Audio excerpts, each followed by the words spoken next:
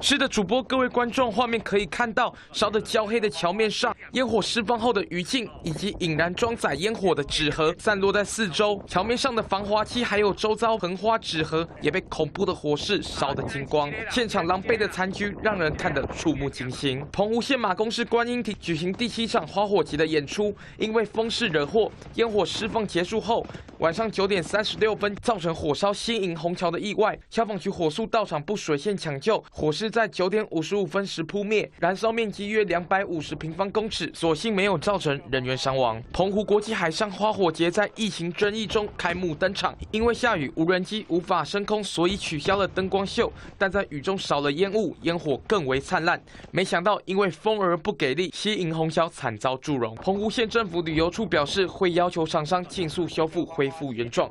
以上最新主播。